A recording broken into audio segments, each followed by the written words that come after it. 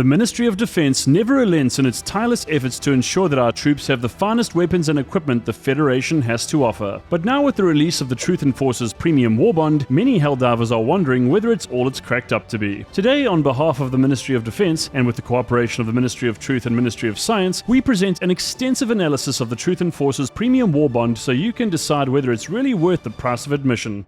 The first thing almost every Helldiver will notice about the Truth Enforcer's premium Warbond is how it has a, shall we say, ominous aesthetic when compared with previous Warbonds. In fact, many of our troops have highlighted how the armor sets and vehicle patterns seem to have been inspired by the First Order from the Star Wars franchise of Old Earth. Most notably, the UF-50 Bloodhound armor set bears a striking resemblance to the armor worn by Sith troopers in the 2019 film Star Wars Episode 9, The Rise of Skywalker. Even then, the design for the UF-16 Inspector seems reminiscent of the armor worn by scout troopers from 1983's Star Wars Episode 6, Return of the Jedi. Whatever the case, it is abundantly clear that the Ministry of Science and Ministry of Fashion have been binge-watching Star Wars movies, as the armor designs and vehicle patterns in this Warbond are all very imperial. The intention behind Truth Enforcers is thus a clear one: to send a message to our enemies that the forces of Super Earth are not to be trifled with. And this goes beyond the bots and the bugs. Dissidents, traitors, propagandists, apologists, and every other brand of filth should look upon this Warbond and feel nothing but deep despair. So as per usual, the Truth Enforcer's premium Warbond costs 1000 super credits to unlock before Helldivers can gain access to its contents. The Warbond itself consists of 3 pages, and Helldivers will need to spend 250 medals in order to unlock all of them. You will also require 631 medals to claim all of the items, 122 for the first page, 207 for the second page, and 302 for the third and final page. For the sake of comparison, this Warbond requires less medals to unlock all items when compared with the Chemical Agent's premium Warbond, 759 medals, but more than Freedom's Flame, 514 medals. On this basis, this actually makes the Truth Enforcer's premium Warbond the second most affordable Warbond of all the premium Warbonds so far. But this is of course a little reductive, as each Warbond has its own unique items and, prior to Viper Commandos, every Warbond contained 3 armor sets, not 2. And as you may or may not have noticed, vehicle patterns have effectively replaced the third armor set in Warbonds as of Viper Commandos, so there's a lot more to the disparity in medals than meets the eye. So with all this in mind, is the Truth Enforcer's premium Warbond worth purchasing and using in the field? Let's look a little closer.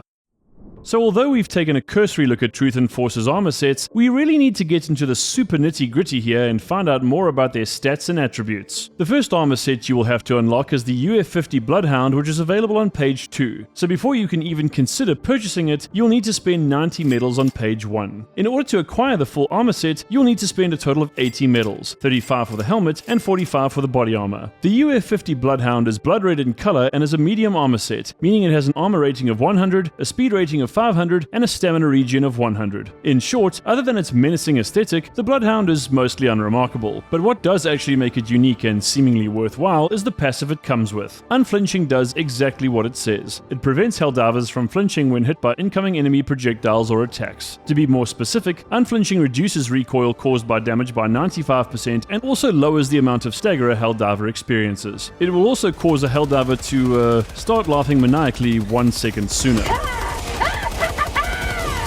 Judging by some of the feedback on this particular passive, many Helldivers do not find it very useful. Moreover, it doesn't seem to stop Helldivers from flinching when they try to use a stim, which is admittedly not very helpful. So while most Helldivers definitely approve of the way the Bloodhound looks, they do not seem to enjoy this passive. In other words, for pragmatists and those looking for a boost to their battlefield experience, the UF-50 Bloodhound probably isn't it. Now we move on to the UF-16 Inspector armor set, which is only available on page 3 of the Warbond, meaning you'll need to spend 250 medals before you can actually purchase it. To fully unlock the Inspector, you'll need 110 medals, 45 for the helmet and 65 for the body armor. That's a full 30 medals more than the UF-50 Bloodhound. Now, the UF-16 Inspector is a light armor set, meaning it has an armor rating of 50, a speed rating of 550, and a stamina regen of 125. Once again, from an aesthetic perspective, the UF-16 Inspector is very appealing to most Helldivers, but given that it has the same passive as the Bloodhound, it is arguably even less useful than its counterpart. If anything, unflinching would make make more sense for a heavy armor set. Light armor users favor speed and mobility, so it's likely they won't be focused on holding their ground or sustaining a line of fire against large groups of enemies for an extended period of time. This does indeed seem like an oversight on the part of the Ministry of Science, and while it does arguably make sense with a Bloodhound, unflinching seems completely superfluous for a light armor set. In conclusion, there are no complaints in terms of the design and look of the two armor sets in the Truth Enforcers Premium Warbond, but if you care more about their practical applications, you're most likely better off with other light and medium armor sets. Certain troops have suggested that the Ministry of Science makes unflinching more effective, while others say making passive abilities interchangeable would be a very welcome solution. However, as it stands, no changes to either the UF-16 or UF-50 are on the cards.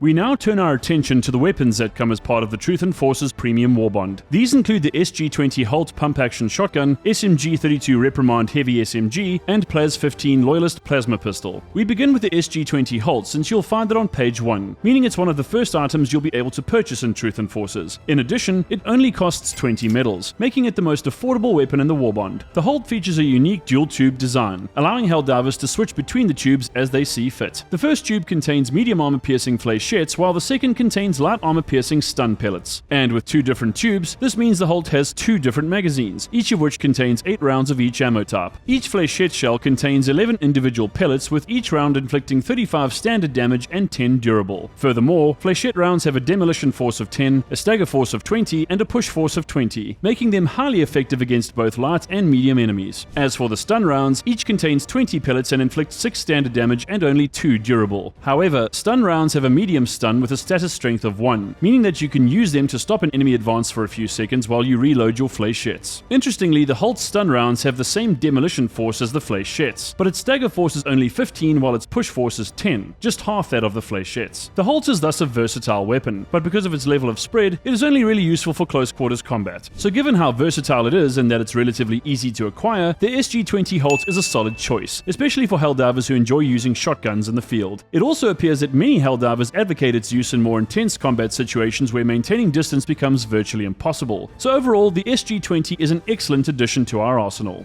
Next up is the SMG-32 Reprimand, which costs 40 medals to unlock, twice the amount required for the Holt. And because you can only access it on page 2 of the Truth Enforcers Warbond, you'll have to spend a minimum of 90 medals before you can gain access to the Reprimand. So the SMG-32 Reprimand is technically classed as a heavy SMG, meaning it has medium armor penetration, a slower rate of fire, and a significantly high amount of recoil. As a direct result, the Ministry of Defense recommends firing upon targets no further than 20 meters away and using short bursts. Kneeling or firing while prone will also improve stability and accuracy. But there's another caveat we must highlight about the Reprimand. Because it is a heavy SMG, it has to be wielded using 2 hands, meaning that it cannot be used with the SH-20 ballistic shield like other SMGs. This is admittedly a deal breaker for many Helldivers who employ an SMG and ballistic shield combo, since the Reprimand negates their ability to use defensive tactics. And if one considers that the BR-14 Adjudicator exists and is available for 20 medals on the first page of the Democratic Detonation Premium Warbond, the appeal of the Reprimand decreases significantly. While the Adjudicator does 35 less standard damage, it has a higher magazine capacity, lower recoil, a higher fire rate, variable scope, and greater push force. It even has a slightly better level of armor penetration when you consider the extreme angle stats. It therefore does just about everything the Reprimand does, but arguably better, more accurately, and for a fraction of the price. Super credits required to unlock Democratic Detonation notwithstanding. We here at the SES therefore believe there should be an option to wield the Reprimand one-handed, with the obvious drawback being significantly increased recoil. This doesn't mean the Reprimand is a bad weapon by any means, but it's unlikely that it will be a popular choice given its limitations and availability of other options. Still, you have to admit that color scheme is hard to beat. Finally, we have the Plas-15 Loyalist plasma pistol. Now, this particular sidearm is the first of its kind and is available on the 3rd page of the Truth Enforcers Premium Warbond, so you'll have to spend 250 medals prior to being able to unlock this one. Once you are able to purchase the Loyalist, it'll cost 45 medals to unlock. Judging by its appearance, the Plas-15 Loyalist is based on the Plas-1 Scorcher from the Helldivers Mobilize Warbond. In other words, you can think of the Plas-15 as a compact version of the Plas-1 with 35% of its ammo capacity and 40% of its recoil. But in terms of its projectile projectile and AoE damage, the Plas 15 is essentially on the same level as the Plas 1 Scorcher. Its projectile damage is also the same as the Scorcher, but its AoE damage is 1/4 of its big brothers. So this is where the disparities really start to creep in. So although there are some similarities, the Loyalist really is just a miniature version of the Scorcher with some obvious drawbacks. It's also important to note that the Loyalist must be charged up before it can be fired. So although it's good for crowd control, you'll need to place your shots carefully if you want to survive. There's little doubt that many Helldivers will find the Loyalist novel, even useful, but whether it will prove more popular than the P4 Senator or the GP31 grenade pistol remains to be seen. The Ministry of Science is in the process of gathering feedback about the Plas 15 Loyalist so that adjustments can be considered if the need arises. But at this point, it is assumed Helldivers will find it perfectly useful in its current state. In our opinion, the Plas 15 Loyalist is a worthy weapon that will undoubtedly complement the strategic approach of many Helldivers, but will largely be disregarded by those troops who prefer armor penetration over explosive damage.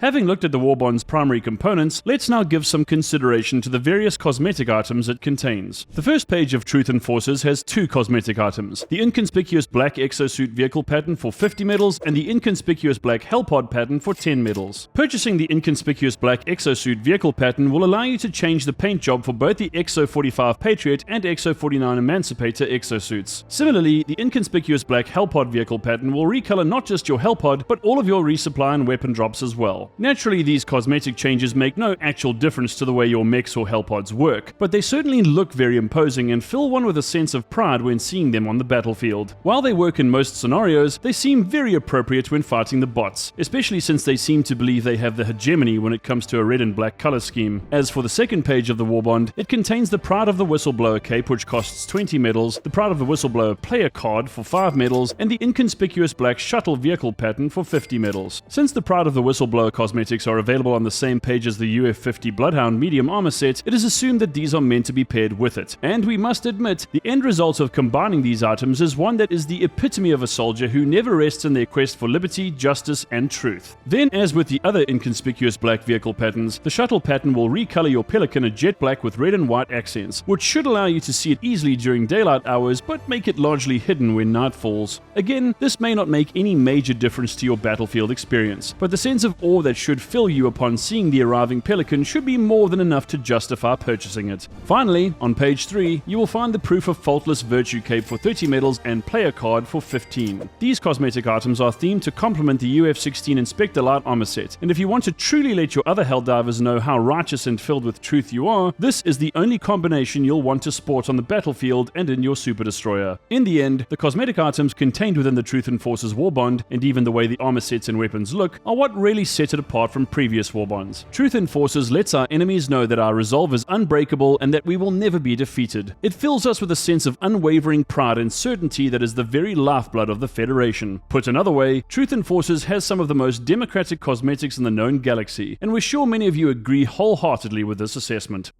But this isn't where Truth Enforcers ends. As is usually the case, a total of 300 super credits can be unlocked. 100 on page 1 for 7 medals, 100 on page 2 for 12 medals, and 100 on page 3 for 32 medals. Now, something we've overlooked so far but wish to highlight is the Dead Sprint booster that is available for 35 medals on the first page of Truth Enforcers. When a Helldiver makes use of this ability, they will be able to sprint continuously for up to 25 seconds even when they're out of stamina. But naturally, there's a catch. Once a Helldiver's stamina is drained, they can keep sprinting, but for every 1 second they sprint, they will lose about 3.6% of their health. However, with Vitality Enhancement, this can be reduced to just 1% per second, meaning Helldivers can sprint for up to 120 seconds when out of stamina. Mercifully, once a Helldiver's health hits 5%, the booster will stop working. This is obviously a safeguard to ensure that our troops don't literally run themselves to death. Dead Sprint will also not work if a Helldiver's health is below the 5% threshold. Again, this is to ensure they do not expire from the exertion. All of this actually makes Dead Sprint a very useful and worthwhile booster, and since it can be purchased for 35 medals on the first page of the Warbond, it's well worth purchasing for use in the field. The last 2 items we will cover are the new title Free of Thought and the At Ease emote. Both of these items are on the third and final page of the Warbond, with the title costing 20 medals and the emote 50. Nothing really says loyal and just better than the title Free of Thought. Why? A closed mind is too narrow for doubt, and we need our Helldivers to show perfect focus, both on and off the battlefield. battlefield. And the red skull insignia is indicative of an intolerance for tyranny and contempt for lies and propaganda of every variety. And finally, if you really wish to intimidate the enemies of the Federation,